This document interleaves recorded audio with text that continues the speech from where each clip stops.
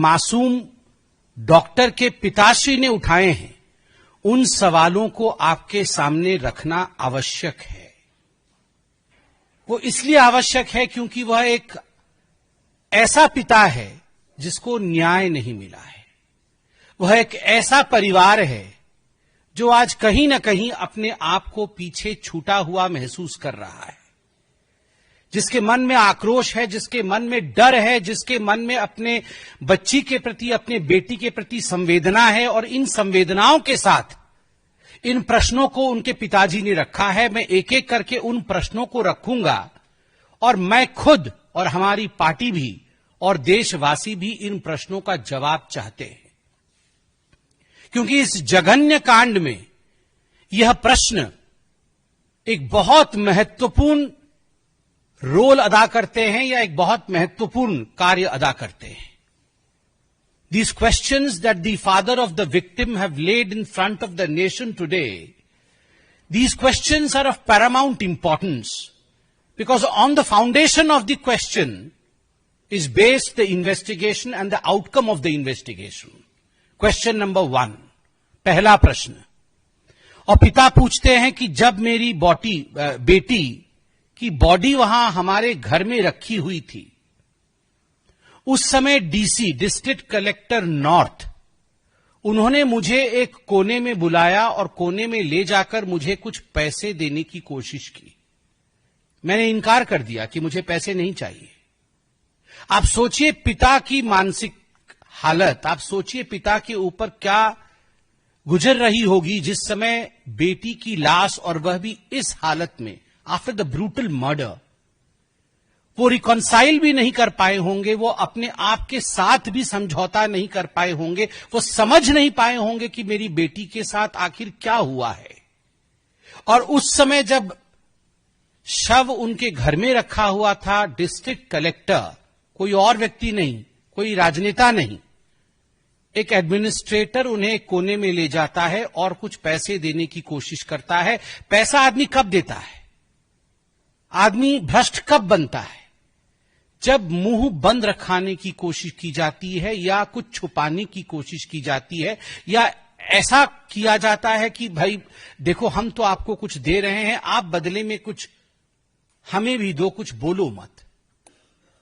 ऐसा क्या था कि ममता सरकार ने डीसी को भेजा पैसे के साथ कि आप जाइए, और जब शव घर में रखा हुआ है उस समय उनके माता पिता को खरीदने की कोशिश करिए।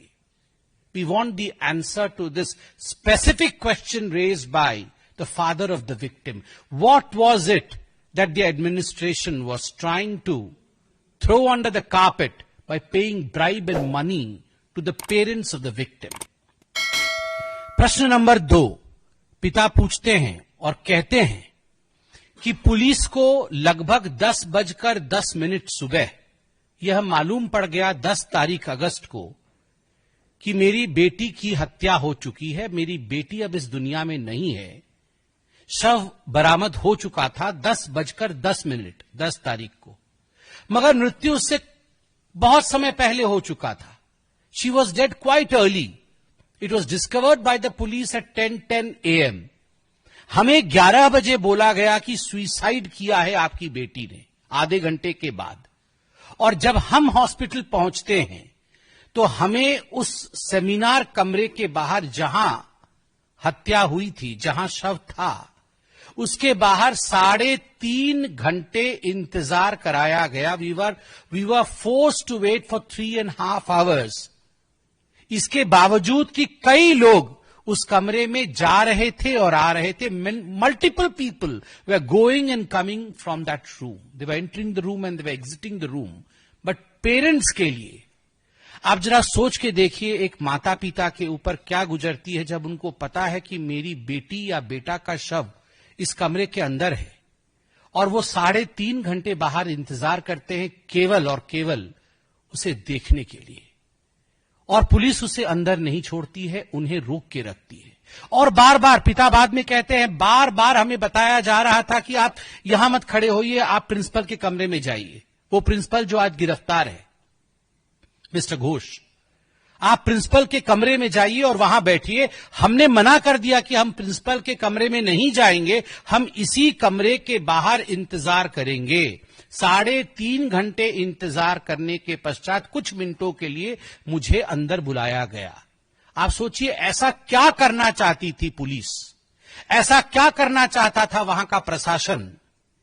उन 3.5 घंटों में बार बार उनके पेरेंट्स को, उनके माता पिता को प्रिंसिपल के कमरे में भेजकर उस एरिया को खाली करा करके क्या करना चाहती थी प्रशासन आखिरकार? और सबसे बड़ी बात, दूसरे नंबर प्रश्न में उनके पिताजी पूछते हैं कि एक ब्लैंक कागज में, खाली कागज में हमें हस्ताक्षर करने कहा गया एंड वी रिफ्यूज्ड, हमने मना कर दिया।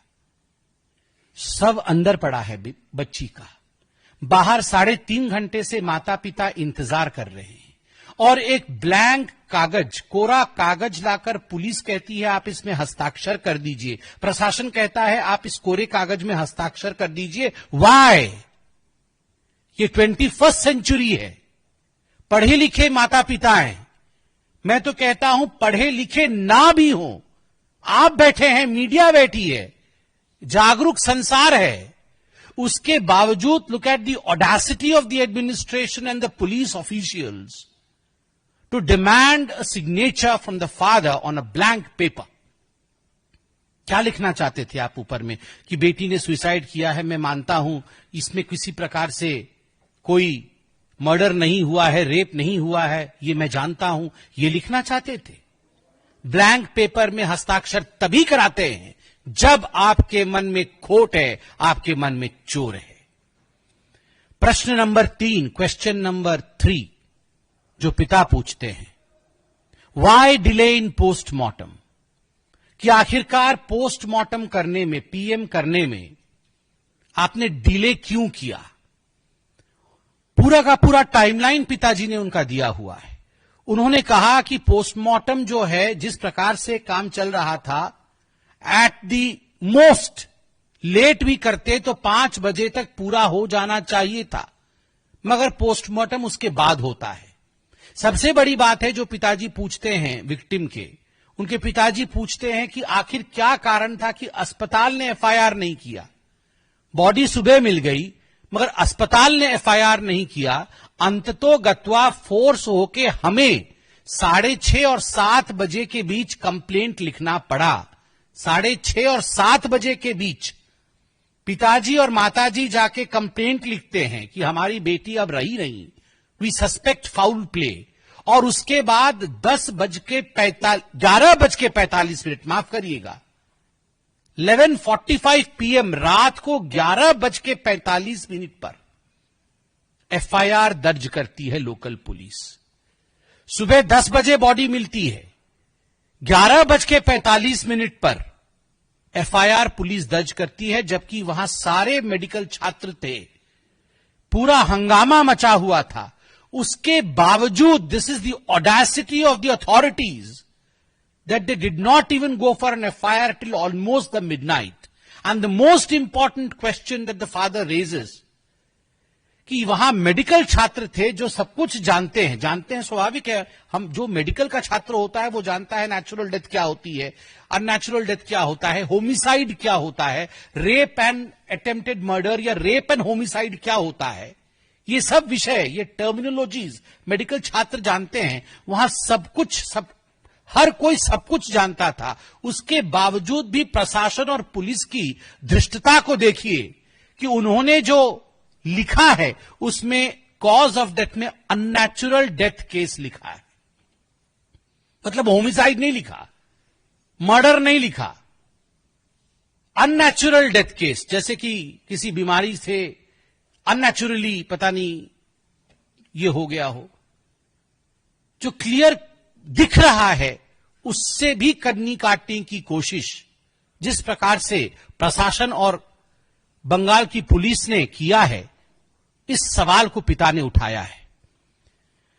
बहुत पर्टिनेंट क्वेश्चन मैं फिर से रिपीट कर रहा हूं कि why did not the hospital register और लॉज एन एफआईआर? ये हॉस्पिटल ने एफआईआर क्यों नहीं किया? माता पिता को कंप्लेंट क्यों देना पड़ा, यह बहुत पर्टिनेंट है। क्वेश्चन नंबर 4, क्रिमेटोरियम में जो हुआ उस विषय को लेकर। बच्ची के शव को घर लाया जाता है और स्वाभाविक है माता पिता अभी तक रिकॉन्साइल नहीं कर पाए हैं कि हमारी बेटी हमारे साथ है नहीं। वो चाहते थे कि बच्ची को कुछ और समय तक हम अपने घर में रखें। They wanted to keep the dead body of their beloved daughter in their home for a longer span of time, so that all the relatives, the near and the dear ones, including themselves, can spend the last time with the daughter. अपनी बच्ची के साथ कुछ समय वो एकांत पे बिताना चाहते थे, मगर उन्हें फोर्स किया गया। और यहां वो पिताजी कहते हैं कि ताला पुलिस स्टेशन जो था उसके 300 से 400 जवान वो हमें नॉन स्टॉप घेरे हुए थे। आप सोचिए, माता पिता, बूढ़े माता पिता के कंधे पर जवान बेटी या बेटे के शव का बोझ, वो अपने आप में किसी भी सोसाइटी में उससे भारी बोझ नहीं होता है। एक जवान बेटी के शव का बोझ, उसके साथ क्या हुआ, उसकी ट्रॉमा, और उसके ऊपर 300-400 पुलिसकर्मी माता पिता को घेरे हुए, जल्दी से क्रिमेशन करिए, जल्दी से क्रिमेशन करिए। And the father says we were literally forced to cremate the body, we had no option. हमारे पास कोई और चारा नहीं था, हमने फोर्सफुली क्रिमेशन किया। और 5वां प्रश्न अपने आप में ही बहुत घातक है। 5वां प्रश्न जो हमारी विक्टिम है, उनकी आंट और उनके पिताजी दोनों ने पूछा है।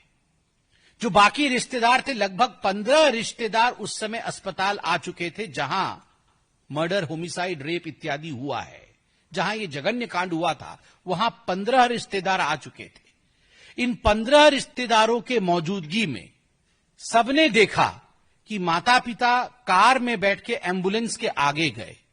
सभी रिश्तेदारों की इच्छा थी कि हम एम्बुलेंस में बिटिया के साथ जाएं। स्वाभाविक है माता पिता को बहुत आघात लग रहा होगा, वो कार में गए हैं, मगर रिश्तेदार एम्बुलेंस में बैठना चाहते थे। और जब इस विषय को लेकर रिश्तेदारों ने पुलिस को अप्रोच किया कि हम बिटिया के साथ एम्बुलेंस में जाएंगे, हम उनकी बुआ हैं, हम चाची हैं, हम काकी हैं, आमी काकी मां, मैं जाऊंगी या मैं जाऊंगा, उस समय पुलिस ने तुरंत एम्बुलेंस के गेट को बंद कर दिया और कहा नहीं, आपके लिए संभव नहीं है, क्योंकि यहां का जो टीएमसी का लोकल काउंसिलर है उसने अपने आप को लोकल गार्डियन लड़की का घोषित कर दिया है और वो एम्बुलेंस में बैठ गया है। मुझे तो समझ में नहीं आ रहा है, जहां 15 रिश्तेदार हो, माता पिता हो, where was the death of a guardian? Were there no local guardians that a counselor of TMC had to become a local guardian to sit in the ambulance? Ambulance में उस local guardian quote unquote TMC का counsellor, उसने क्या किया? Did he play with the evidences or did he destroy the evidences inside the ambulance? आखिरकार उनके रिश्तेदारों को एम्बुलेंस में जाने की अनुमति पुलिस ने अफरा तफरी में क्यों नहीं दी? अफरा तफरी में एम्बुलेंस के गेट को क्यों बंद किया और तुरंत एम्बुलेंस को वहां से क्यों भगाया? इन अ हरी, इन अ जिफी, आज अखबारों में लिखा हुआ है, लेफ्ट इन अ हरी। क्यों? और एक बहुत महत्वपूर्ण सवाल पिता पूछते हैं कि जब क्रिमेशन चल रहा था उस समय टीएमसी के एक एमएलए वहां लगातार मौजूद रहे, वो यहां वहां अफसरों के साथ बात कर रहे थे और 2 टीएमसी के काउंसलर वहां मौजूद रहे। आखिर ऐसा क्या था कि टीएमसी के नेताओं को क्रिमेशन के दौरान मौजूद रह के वहां के जो लोकल डीएम हैं, वहां के जो एसपी हैं, वहां के जो अधिकारी हैं, उनको बार बार कुछ न कुछ हिदायत देनी पड़ रही थी? क्या कारण था? Why was this happening? Politicisation of the cremation of the victim, ये क्यों हो रहा था? और पिता ने बहुत इमोशन के साथ एक प्रश्न पूछा है, ये इमोशन का विषय है।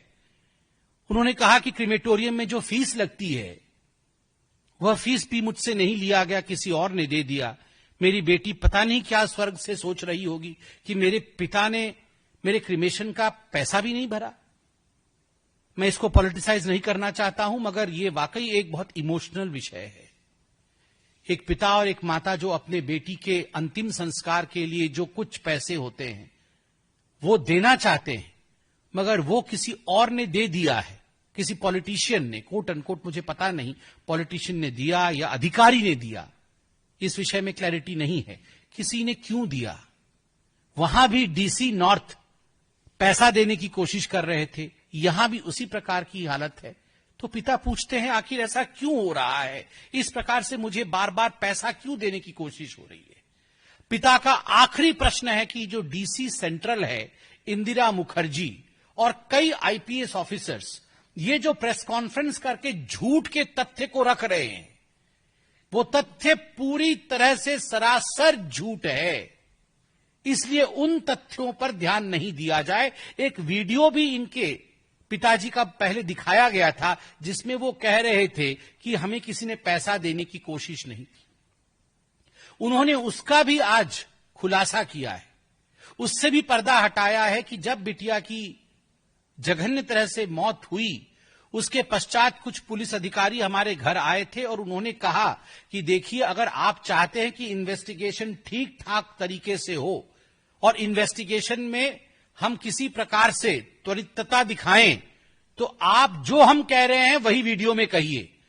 आप कहिए कि हम ठीक कर रहे हैं और हमने आपको पैसा देने की कोशिश नहीं की। इसलिए कौन सा पिता या कौन सी माता नहीं चाहती है कि उनके बच्चे के मृत्यु का जो इन्वेस्टिगेशन चल रहा है वो त्वरित गति से हो, वो शीघ्र हो। तो स्वाभाविक है इसमें भी पिता के ऊपर प्रेशर डाल के उनसे जो वीडियो लिया गया है उसके विषय में कल खुलासा हुआ है। जब तक मुख्यमंत्री ममता बनर्जी और विनीत गोयल, कमिश्नर कलकत्ता, अपने पद पर, अपने आसन पर बने रहेंगे, यह संभव नहीं है कि इन्वेस्टिगेशन फेयर तरीके से हो। एक बहुत बड़ी बात और है, आप सबको मैं एक चिट्ठी दिखाऊंगा और इस चिट्ठी के विषय में बताना चाहता हूं। यह चिट्ठी आरजी कर मेडिकल कॉलेज के प्रिंसिपल घोष साहब ने लिखा है। 10 तारीख की चिट्ठी है। जो हत्या और रेप विक्टिम का होता है वो इंटरवेनिंग नाइट 8 और 9 तारीख के बीच होता है और 10 तारीख को यह चिट्ठी जारी की जाती है। इस चिट्ठी का मेमो नंबर है RKC/4197 और यह चिट्ठी संबोधित है to the executive engineer PWD electrical. ये मेडिकल कॉलेज के PWD इलेक्ट्रिकल इंजीनियर को और बाकी इंजीनियर्स को संबोधित है। आगे देखिएगा तो इसमें कहा गया है कि जो सेमिनार हॉल है, जिस सेमिनार हॉल में ये जघन्य कांड हुआ, उसके साथ वाले डॉक्टर्स रूम और उसके साथ वाले डॉक्टर्स टॉयलेट और जो स्टाफ की टॉयलेट है उसे डेमोलिश करके फिर से बनाया जाए। पहले जब भारतीय जनता पार्टी और जनता जनार्दन ने, मीडिया ने इस पे सवाल उठाया था, उस समय कलकत्ता की प्रशासन ने, कॉलेज के प्रशासन ने, बंगाल की सरकार ने, ममता जी ने कहा था यह निर्णय तो पहले से हो चुका था, ये 8 और 9 तारीख के पहले से निर्णय हो चुका था। It had nothing to do with the dates.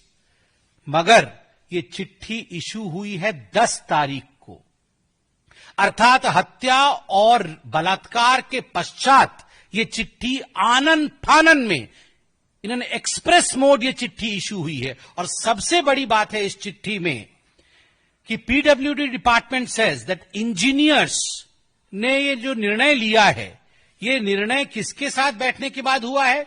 Meeting उसी दिन हुई है 10 तारीख को। किसके साथ हुई है? Principal secretary department of health and family welfare government of West Bengal and the Director of Medical Education, Department of Health and Family Welfare, Government of West Bengal. आप सोचिए, प्रिंसिपल सेक्रेटरी और डायरेक्टर हेल्थ 10 तारीख को मीटिंग करते हैं और सबसे बड़ी बात है उसी दिन बोला जाता है साइट इंस्पेक्शन करिए, और एक साइट इंस्पेक्शन भी हो जाता है। बॉडी की इंस्पेक्शन नहीं हो सकती है, बॉडी के इंस्पेक्शन में 12-12 घंटे की डिले हो रही है, मगर साइट इंस्पेक्शन तुरंत और तुरंत नोटिस निकल जाता है, डेमोलिश कर दिया जाता है और काम शुरू किया जाता है। क्यों? स्टाफ टॉयलेट को और डॉक्टर्स के टॉयलेट को इतनी त्वरितता के साथ क्यों डेमोलिश किया गया, और जिन डॉक्टरों ने इस डेमोलिशन के फोटो को ट्विटर, सोशल मीडिया इत्यादि में छोड़ा, उनके ऊपर कार्रवाई हुई, उनको अरेस्ट करने की धमकी दी गई, कंप्लेंट रजिस्टर किया गया कि ये सब भड़काने की कोशिश कर रहे हैं। मगर चिट्ठी झूठ नहीं बोलती। 10 तारीख की ये चिट्ठी है। आनंद फानन, जब प्रिंसिपल सेक्रेटरी इन्वॉल्व है, that means none other than chief minister. Principal secretary को कौन हुक्म देगा? प्रिंसिपल सेक्रेटरी को चीफ सेक्रेटरी और मुख्यमंत्री ही हुक्म दे सकते हैं। तो स्वाभाविक रूप से मुख्यमंत्री के हुक्म पर अगर आप उसी दिन चिट्ठी जारी करते हैं और एविडेंसेस को मिटाने की कोशिश करते हैं, जो हत्यारा होगा, मैं सीबीआई नहीं हूं, मैं एक आम आदमी हूं, मैं पुलिस भी नहीं हूं, मैं एक आम आदमी हूं, मगर मेरे में भी इतनी बुद्धि है कि जहां हत्या और बलात्कार हुआ है, हो सकता है और पूरी तरह से संभव है कि हत्यारा और बलात्कारी वो स्टाफ टॉयलेट गया होगा, खून के धब्बों को मिटाने के लिए गया होगा, अपने आप को साफ करने गया होगा। तो आपने उस क्षेत्र को तोड़ क्यों दिया?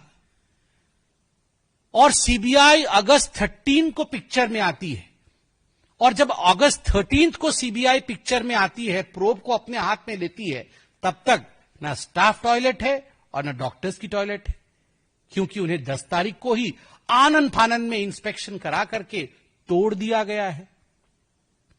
ये ममता बनर्जी की कॉम्प्लिसिटी के बगैर विनीत गोयल, जो वहां के पुलिस कमिश्नर हैं, उनके कॉम्प्लिसिटी के बगैर संभव नहीं है। और जब तक ममता जी और विनीत गोयल जी कमिश्नर और मुख्यमंत्री बने रहेंगे, तब तक एक फेयर ट्रायल संभव नहीं है।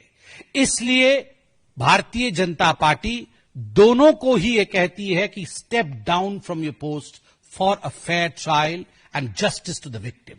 दूसरी बात है, मैं ये मांग करता हूं कि ममता जी और विनीत गोयल जी के बीच जो भी टेलीफोनिक वार्ता 72 hours of the heinous crime में हुए हैं, उनके कॉल रिकॉर्ड को रिट्रीव किए जाए, कितनी बार फोन हुए हैं और उनमें किस प्रकार की बातचीत हुई है, क्या इंस्ट्रक्शंस दिया गया है, इस पर भी पूरी तरह से जांच होनी चाहिए।